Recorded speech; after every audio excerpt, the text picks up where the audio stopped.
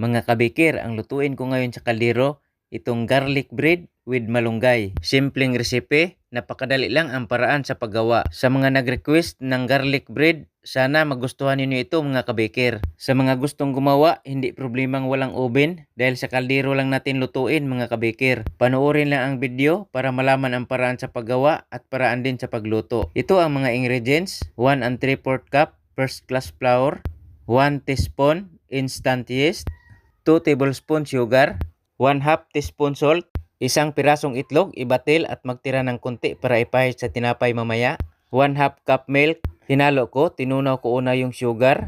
Sa nagdikit-dikit na ang harina mga kabikir, inilagay ko ang 1/8 cup margarine. Itinuloy ko ang paghalo.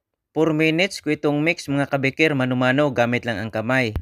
Isa sa mga palatandaan mga kabikir na okay na ang ating masa, inipis natin ang dough.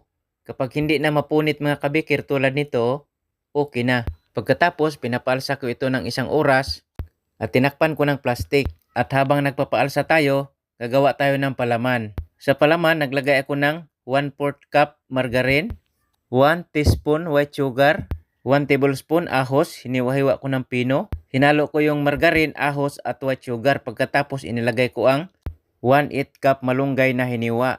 Minix ko lang ito ng maigi mga kabikir. Ngayon, cut lang natin, 1 oras na ang ating dough. Ang ginawa ko, pinapalabas ko ang hangin mga kabikir. Pagkatapos, nilapad ko.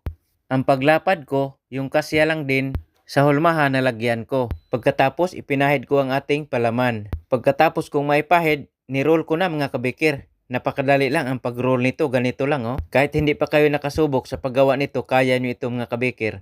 Pagkatapos kong may roll, hiniwa-hiwa ko mga kabikir. Pagkatapos, inilagay ko sa lagayan. Huwag kalimutang pahira ng margarine or shortening ang lagayan para hindi didikit ang ating tinapay. Napaalsa ko uli ng 1 oras bago ko ito iniluto.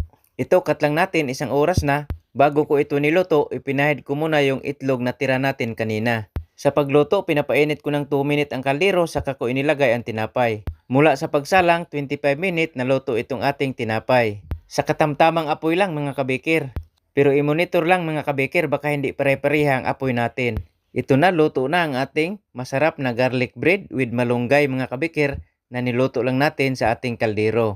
Mga kabikir, sana nagustuhan nyo ang recipe na isinare ko sa inyo ngayon. Itong garlic bread with malunggay na niluto natin sa ating kaldero. Mga kabikir, maraming salamat at God bless sa ating lahat.